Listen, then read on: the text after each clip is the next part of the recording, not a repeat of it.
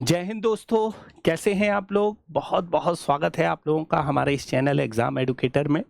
तो कैसी चल रही है तैयारी? फटाफट कमेंट बॉक्स में लिखकर बताओ कि तैयारी मेरी बहुत अच्छी चल रही है और कोई भी दिक्कत नहीं है, अब बहुत सन्नाटेदार तैयारी चल रही है। फटाफट कमेंट बॉक्स में लिखकर दिखाऊं। आज एक टॉपिक लेकर चल रहा हूं मैं आपको, योजनागत व्यय और गैर योजनागत व्यय। अब आप कहोगे सर ये तो खत्म कर दिया गया है डिवीजन, फिर आप इसको क्यों ले रहे हो? तो खत्म जरूर कर दिया है, लेकिन पुरानी एनसीईआरटी जब आप पढ़ोगे और अदर क्षेत्र की एनसीईआरटी पढ़ोगे जहां पर पुरानी एनसीईआरटी को, तो उसमें आपको ये देखने को मिल जाएगा। और इससे संबंधित बीपीएससी ने क्वेश्चन भी बना दिया। अब प्रॉब्लम आ गई, जब बीपीएससी बना सकता है तो क्यों बनाया उसने? क्योंकि यूपीएससी ने कभी क्वेश्चन बनाया था उसी को हूबहू उन्होंने उतार कर रख दिया।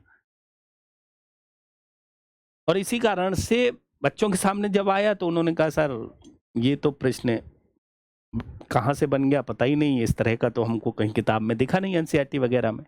तो इसीलिए मैंने आप लोगों के लिए ये वीडियो बना दी है कि भैया अगर इस तरह का क्वेश्चन बने तो आपको ये थोड़ा सा कॉन्सेप्चुअल रूप से तैयार रहना है कि अगर इस तरह का प्रश्न बनता है तो हमें कैसे सॉल्व करना है और किस तरह से उसको सॉल्व करते हुए चीज़ों को लेकर चलना है। ठीक है, तो आज का हमारा जो टॉपिक है वो देख रहे होंगे योजनागत व्यय और गैर योजनागत व्यय। बहुत से बच्चों की इच्छा है कि मैं पीडीएफ दूं इसकी। ठीक, तो पीडीएफ के लिए मैं इसको अपने ऐप में कर रहा हूं कि जो लोग ऐप में इंस्टॉल कर लेंगे उनको ये पीडीएफ मिलना शुरू हो जाएगी। 1-2 दिन मुझे अपलोड करने में लगेंगे, ठीक है, 3-4 दिन। लेकिन अगर ऐप के माध्यम से अगर पीडीएफ लेना चाहो तो ले लेना, आप लोग ऐप को इंस्टॉल कर लो और वहां पर आपको प्रतिदिन एक पीडीएफ मिल जाएगी जिससे आप इसको पढ़ सकते हो ऐप के माध्यम से। ठीक है, और चीज़ों को समझ सकते हो और आपके पास कंटेंट भी हो जाएगा, कंटेंट भी हो जाएगा। ठीक है, तो ऐप के माध्यम से मैं इसको प्रोवाइड करा दूंगा, जिसमें क्या करूंगा कि वीडियो भी ये वहां पर ऐप में ही इंस्टॉल कर दूंगा। ठीक, जिससे क्या होगा, आप वीडियो के साथ में हमारी पीडीएफ को देख सकते हो और चीज़ें स्मूथ रूप से आप पढ़ सकते हो। ठीक, लेकिन अगर आप यहाँ पर पढ़ के लिख के रख लेते हो तो ज़्यादा अच्छा है। बहुत ज़्यादा नहीं लिखना है, थोड़ा थोड़ा आपका काम की चीज़ें लिखना है, आपका बहुत अच्छा हो जाएगा। और आज के आज खत्म करने पर बल दो। अब आप वीडियो देखोगे, फिर ऐप पर देखोगे, ऐप को एक तरह से डाउनलोड करोगे और फिर वो मटेरियल इकट्ठा करने वाला काम हो जाएगा। तो मटेरियल इकट्ठा करने वालों से मुझे पता नहीं क्यों एक तरह से जो है चिढ़ सी होती है। मटेरियल इकट्ठा मत करो, मत करो, मत करो। काम की चीज देखो, देखो यार, 10-15 मिनट देखो, निकल जाओ। बहुत बड़ा थोड़ी ना है ये एक एग्जाम जिसको आपने हवा बना दिया है, बड़ा कर दिया है। काम की चीज देखो, देखो, देखने के बाद निकल जाओ। उसमें क्या है? अब आप लोग क्या करते हो, क्या कि material material material, content content content के पीछे भाग रहे हो। उसकी जरूरत है नहीं यार, मेरे ख्याल से। आप वीडियो देखो, वीडियो से ही थोड़ा समझ लो। अगर आपके पास इतना भी समय नहीं है तो इसका मतलब है आप तैयारी नहीं कर रहे हो। फिर आप तैयारी नहीं कर रहे हो। तैयारी करने वालों को तो एक तरह से जूझना पड़ता है, 100% जूझना पड़ता है। हमारा काम तो है वीडियो डाल देना, अब आपका काम है इसको देखना,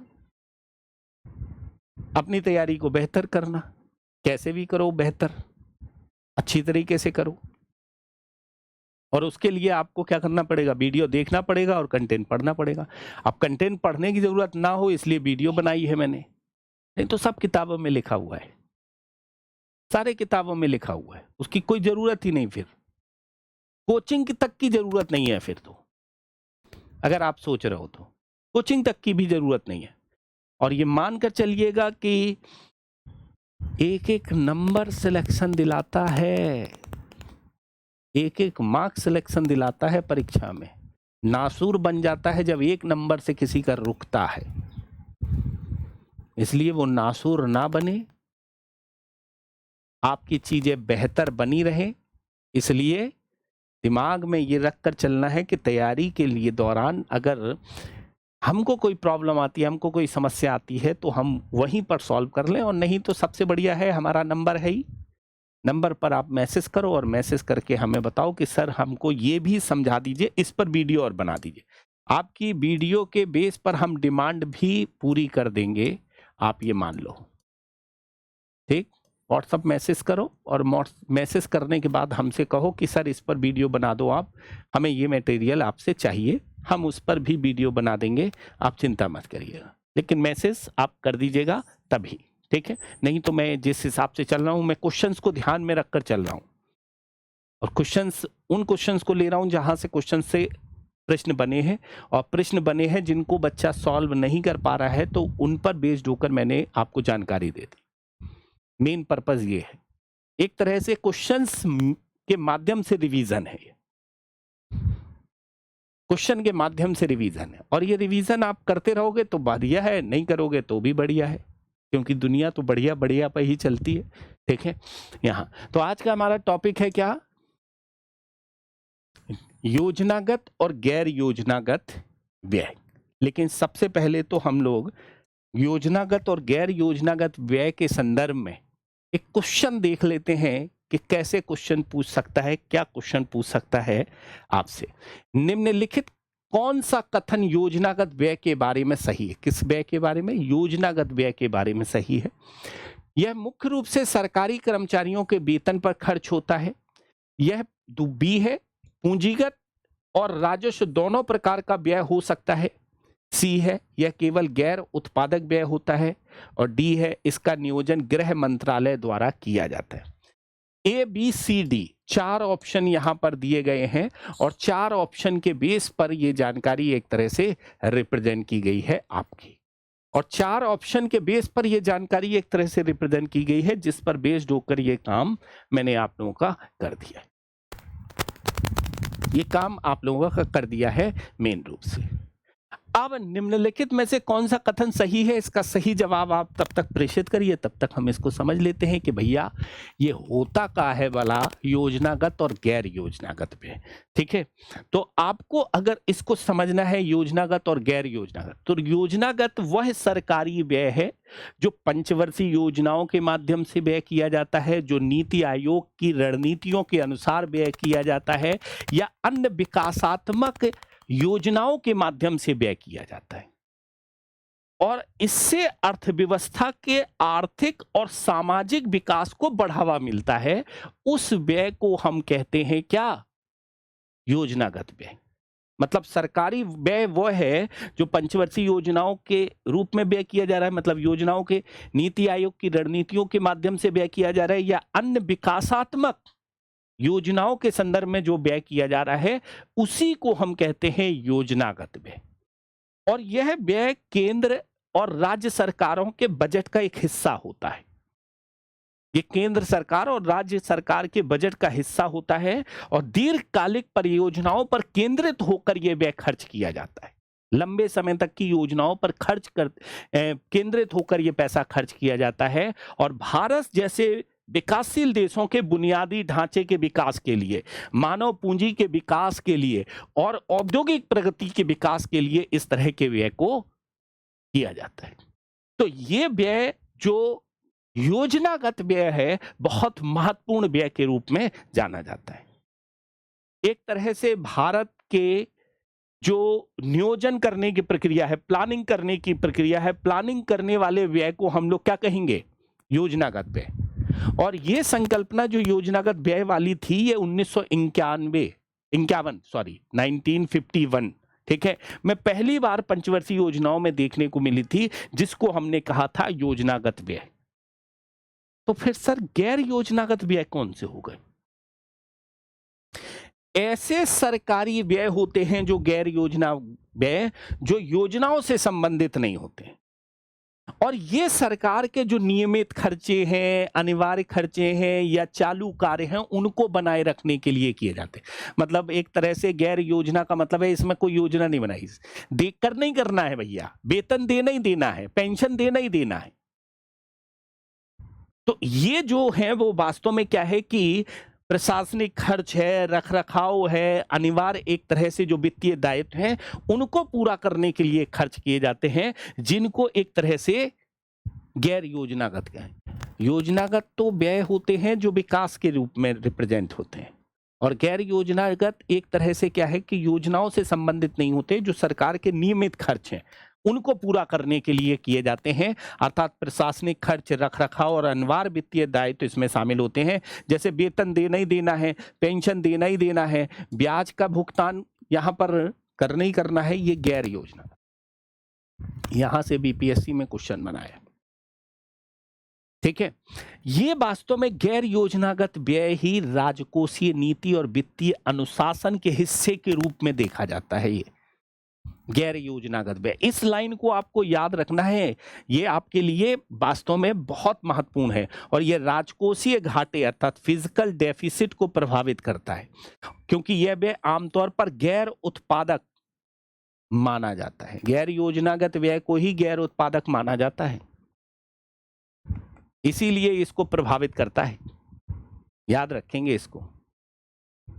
अगर हम इनके उद्देश्य को समझें कि सर इनका उद्देश्य क्या है, गैर योजनागत व्यय का और योजनागत व्यय का, इसका उद्देश्य तो दीर्घकालिक आर्थिक और सामाजिक विकास को प्राप्त करना है। योजनागत व्यय का उद्देश्य क्या होता है? दीर्घकालिक आर्थिक और सामाजिक एक तरह से विकास करना होता है, लंबे समय तक एक तरह से विकास को आगे लेकर चलने वाला व्यय योजनागत व्यय। इसमें क्या होता है? कैपिटल पूंजी बनती है, अर्थात पूंजीगत संपत्ति का निर्माण होता है, और ये मानव विकास के सुधार में बहुत बड़ा हेल्प करता है। ये कौन सा? योजनागत व्यय। और योजनागत व्यय एक तरह से नॉन प्रोडक्टिविटी नहीं, प्रोडक्टिविटी व्यय के रूप में जाना जाता है। ये योजनागत व्यय अर्थात यह उत्पादक व्यय के रूप में रिप्रेजेंट किया जाता है कि प्रोडक्टिविटी व्यय के रूप में रिप्रेजेंट किया जाता है, क्योंकि यह भविष्य में लाभ देने वाला व्यय होता है।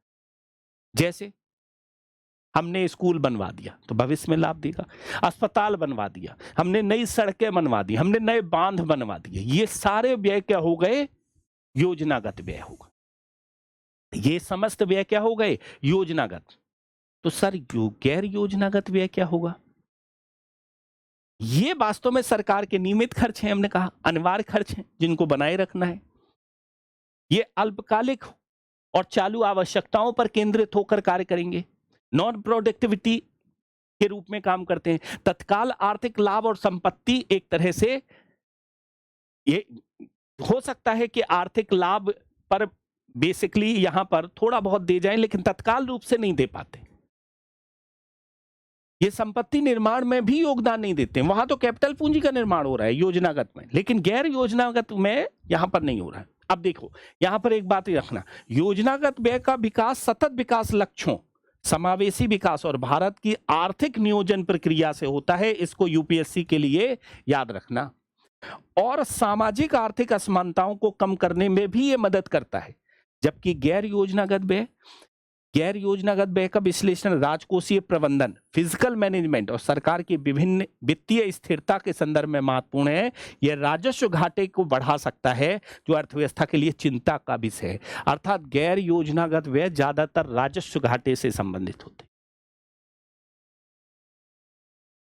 लिखा हुआ है ना, राजस्व घाटे को बढ़ा सकता है, तो गैर योजनागत व्यय ज्यादातर किससे होते हैं? राजस्व घाटे से संबंधित होते हैं। इसको याद रखकर चलना है। अब इनकी प्रकृति को अगर हम समझें, इनकी प्रकृति कैसी होती है?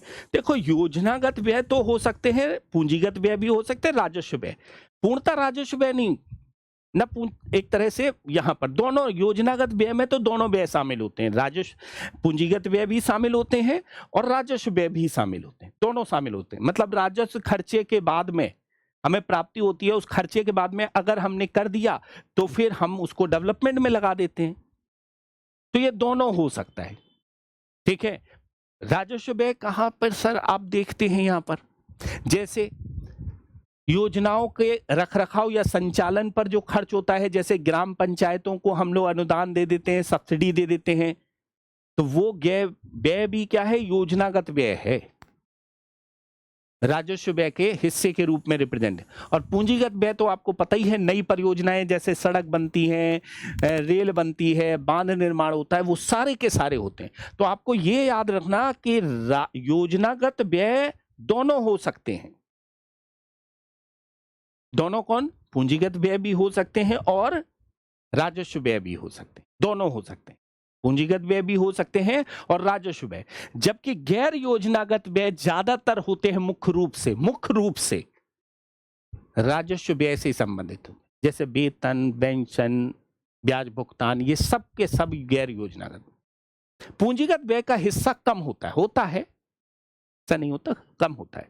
जैसे पुराने ढांचे के रखरखाव के लिए हम लोग एक तरह से कर देते हैं, तो वो भवनों की मरम्मत वगैरह का जो काम है वो पूंजीगत व्यय का हिस्सा है, लेकिन बहुत कम है, क्योंकि हम रखरखाव के ही मेंटेन को पेंशन, वेतन और ब्याज भुगतान पर ही पैसा खर्च कर देते हैं, इसलिए बहुत ज्यादा होता नहीं है। तो आपको ये याद रखना है कि गैर योजनागत व्यय और योजनागत व्यय के बीच में ये अंतर यहां पर रिप्रेजेंट होता है। देखो, अब यहां पर याद रखना, यूपीएससी के संदर्भ में पूंजीगत व्यय का संबंध आर्थिक विकास, जीडीपी की ग्रोथ से होता है, क्योंकि यह उत्पादक क्षमता को बढ़ाता है। राजस्व व्यय का विश्लेषण सामाजिक कल्याण योजनाएं जैसे मनरेगा के संदर्भ में किया जाता है। वहीं पर गैर योजनागत व्यय का बड़ा हिस्सा राजस्व व्यय होने के कारण राजकोषीय घाटे को बढ़ाता है। इससे नियंत्रित और वित्तीय सुधारों का हिस्सा माना गया है गैर योजनागत व्यय को। गैर योजनागत व्यय को वित्तीय सुधारों के हिस्से के रूप में रिप्रेजेंट किया है। अगर मैं इनके उदाहरण की बात कर दूं कि कौन कौन से इसके मेन उदाहरण होंगे, अगर इनके पूछ लेता है कि कौन कौन से मेन उदाहरण होंगे, तो स्मार्ट सिटी मिशन योजनागत व्यय है, प्रधानमंत्री ग्राम सड़क योजना योजनागत व्यय है, आयुष्मान भारत योजनागत व्यय है, राष्ट्रीय शिक्षा मिशन योजनागत व्यय है, राज्य सरकार की सिंचाई परियोजना, ग्रामीण विद्युतीकरण और राज्य विशिष्ट विकास योजनागत व्यय है। ठीक है, अर्थात एक तरह से केंद्र राज्य वित्तीय संबंधों और योजनाओं के लिए केंद्र प्रायोजित योजनाओं से जुड़ा हुआ होता है। जबकि गैर योजनागत सरकारी कर्मचारियों का वेतन है, पेंशन है, रक्षा व्यय, हथियार खरीद को छोड़कर सरकार का ब्याज भुगतान है, ये सब चीज एक तरह से गैर योजनागत व्यय है। ठीक है, पुलिस सेवाएं, सरकारी कार्यालयों का रखरखाव और प्रशासनिक खर्च, ये गैर योजनागत व्यय है।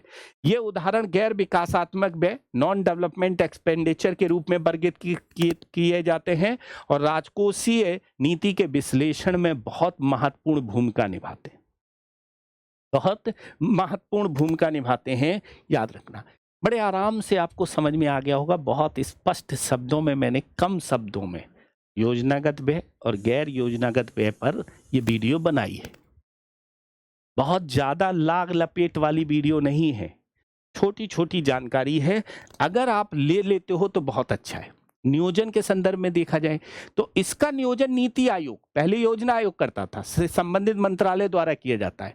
योजनागत व्यय का राष्ट्रीय और क्षेत्रीय प्राथमिकताएं के आधार पर यह तय होता है। योजनागत व्यय केंद्र और राज्य सरकार मिलकर योजनागत व्यय की रूपरेखा तैयार करती हैं और केंद्र प्रायोजित योजना और केंद्रीय क्षेत्रीय योजनाएं इसमें शामिल की जाती हैं, जो कि योजनागत व्यय है।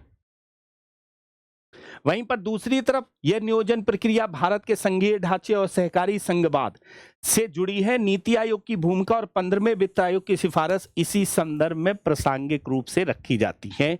योजनागत व्यय और गैर योजनागत व्यय के रूप में अगर देखा जाए तो इसका नियोजन नियमित बजटीय प्रक्रिया के तहत होता है। यह अनिवार्य दायित्वों को पूरा करने के लिए आधारित होता है और नीति आयोग की भूमिका नहीं होती है इसमें, गैर योजनागत व्यय में, और यह वित्त मंत्रालय और संबंधित विभागों को प्रबंधित करता है। गैर योजनागत व्यय का प्रबंधन राजकोषीय अनुशासन और व्यय सुधारों से संबंधित होता है। याद रखेंगे, गैर योजनागत व्यय।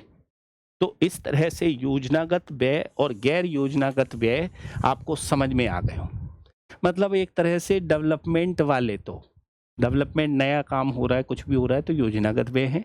पुरानी रूपरेखा को अगर हम संचालित करके आगे संचालित कर रहे हैं, सरकारी कर्मचारियों को वेतन दे रहे हैं, पेंशन दे रहे हैं, ब्याज का भुगतान कर रहे हैं, तो ये सब एक तरह से रखरखाव कर रहे हैं, तो वो गैर योजनागत व्यय के रूप में रिप्रेजेंट होते हैं। तो आप क्वेश्चन देख लेते हैं। हमारा जो मेन पार्ट क्या है, क्वेश्चन पर बेस्ड है। क्वेश्चन पर बेस्ड है तो सबसे पहले तो हम पहला ही क्वेश्चन देख लेते हैं आज। ठीक है, पहला क्वेश्चन हम लोग देख लेते हैं, क्या कह रहा था। फटाफट एक तरह से पहले क्वेश्चन का आप लोगों को जवाब देना है कि क्या होगा यहां। ठीक है, निम्नलिखित में से कौन सा योजनागत व्यय के बारे में सही है? यह मुख्य रूप से सरकारी कर्मचारियों का वेतन, गैर योजनागत व्यय है। ये तो पूंजीगत और राजस्व दोनों प्रकार का व्यय हो सकता है। यस, योजनागत व्यय दोनों प्रकार का हो सकता है। ठीक है, ये तो किसका हिस्सा है? गैर योजनागत व्यय है ना, गैर योजनागत व्यय है ये तो गलत हो गया, ये सही है, ये एक तरह से योजनागत है।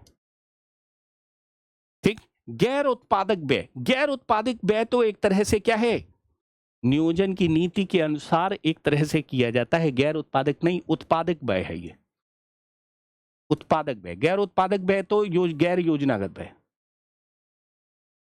ठीक है, प्रोडक्टिविटी वाला व्यय है, इसका नियोजन गृह मंत्रालय द्वारा किया जाता नहीं भैया।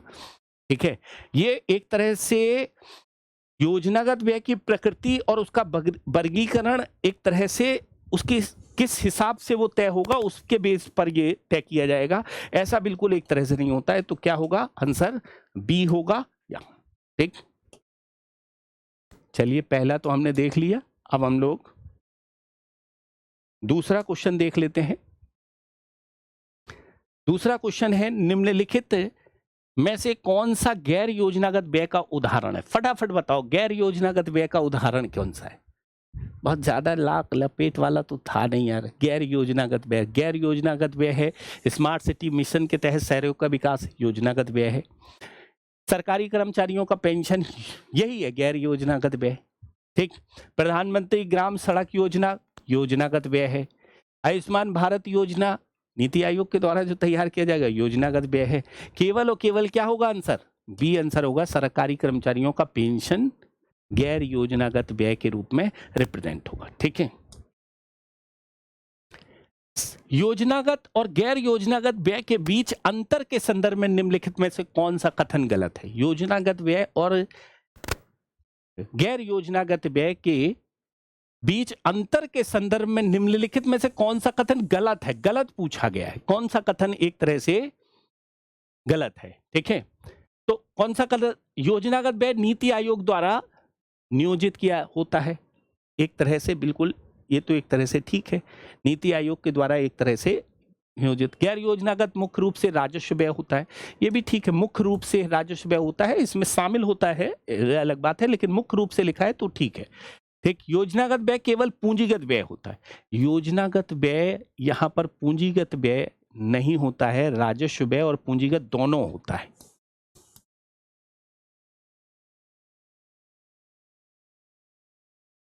ठीक, दोनों होता है ये। ठीक है, क्योंकि मुख्य रूप से एक तरह से राजस्व व्यय होता है, गैर योजनागत व्यय मुख्य रूप से क्या होता है?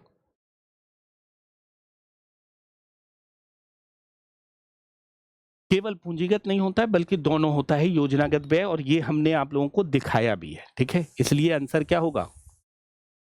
यही गलत है। ठीक है, यही एक तरह से क्या है कि यहां पर गलत है। योजनागत व्यय केवल पूंजीगत व्यय होता है। ठीक, ये हमने एक तरह से आप लोगों को रिप्रेजेंट कर दिया था यहां पर। अभी मैं आपको दिखा देता हूं।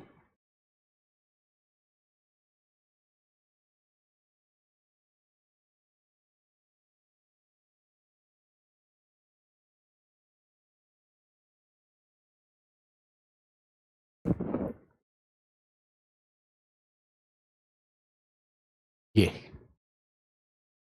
ठीक, पूंजीगत व्यय और राजस्व व्यय दोनों होता है, योजनागत व्यय दोनों होता है। ठीक है, गैर योजनागत व्यय एक तरह से पूंजीगत व्यय का हिस्सा।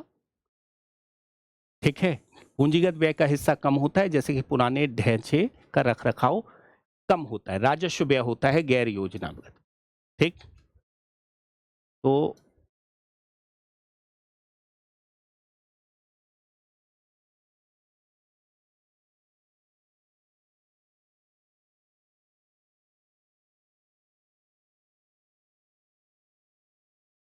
केवल वाला इसमें क्या हो गया? गलत हो गया है। सी इसका सही आंसर होगा, याद रखना। ठीक है,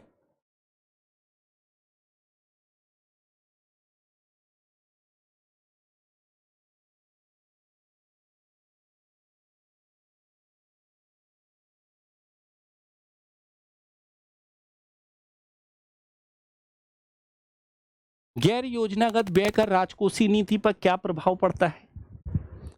क्या प्रभाव पड़ता है राजकोषीय नीति पर? फटाफट बताइएगा।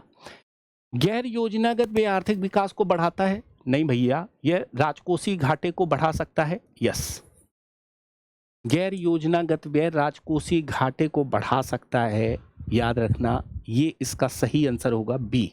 ठीक है, अभी बताए हैं निम्नलिखित में से कौन सी योजना योजनागत व्यय से संबंधित नहीं है?